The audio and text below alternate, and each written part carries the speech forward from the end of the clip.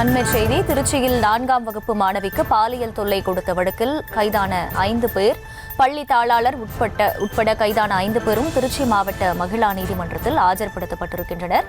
தாளாளர் கணவரை சிறையில் அடைக்க உத்தரவு பிறப்பிக்கப்பட்டிருக்கிறது. கூடுதல் விவரங்களை செய்தியாளர் கதிரவன் வழங்க கேட்கலாம். கதிரவன், வணக்கம். இந்த உத்தரவு குறித்த முழு விவரங்கள் என்ன? வணக்கம் மகிழா. திருச்சி மாவட்டம் மணப்பாறைப்பட்டி பகுதியில் ஸ்ரீ குரு வித்யாலயா என்ற பெயரில் சிபிஎஸ்இ மற்றும் மெட்ரிகுலேஷன் 2 பள்ளிகள் செயல்பட்டு வருகிறது. இந்த 2 பள்ளியில் 700க்கும் மேற்பட்ட மாணவ மாணவிகள் பயின்று வருகின்றனர்.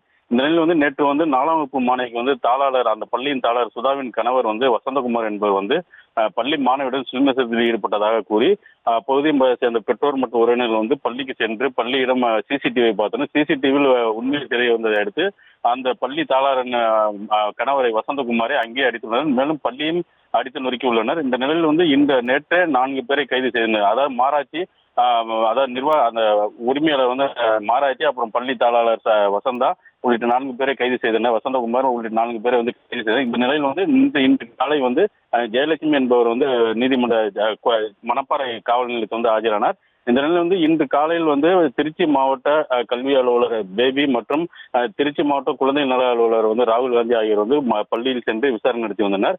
அப்போது பள்ளியில் மற்றொரு மாணவி, 5ஆம் வகுப்பு மாணவி பாலியல் குற்றச்சாட்டு கூறியுள்ளனர். இதனை அடுத்து 5 பேரை 5 பிரிவின் கீழ் வழக்கு பதிவு செய்து அவர்களை கைது செய்தனர்.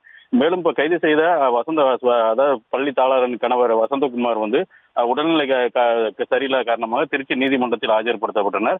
திருச்சி நீதிமன்றத்தில் மேலும் அவர் உடல்நிலை சரியில்லாதால் அரசு மருத்துவமனையில் ஆஜர்படுத்த அங்கு சிகிச்சைக்காக அனுமதிக்கப்பட்டனர். இதனைத் தொடர்ந்து இன்று தற்போது பள்ளி அந்த தாளாளர் 5 பேர், 5 பேரை மாராட்சி, சுதா, செலியன் மற்றும் ஜெயலட்சுமி ஆகிய 5 பேரை திருச்சி மகளிர் நீதிமன்ற நீதிபதி ஸ்ரீவத்சன் முன்பு ஆஜர்படுத்தினர்.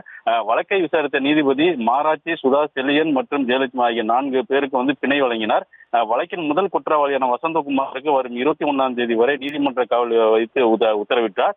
மேலும் திங்கட்கிழமை பள்ளி திறக்க உள்ள நிலையில் திருச்சி மாவட்ட கல்வி அலுவலர் பேபி மற்றும் திருச்சி குழந்தை நல அலுவலர் திங்கட்கிழமை ஒவ்வொரு மாணவியிடம் தனித்தனியாக விசாரணை நடத்த உள்ளனர்.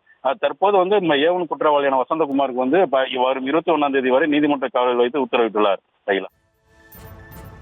விவரங்களுக்கு நன்றி கதிரவன்.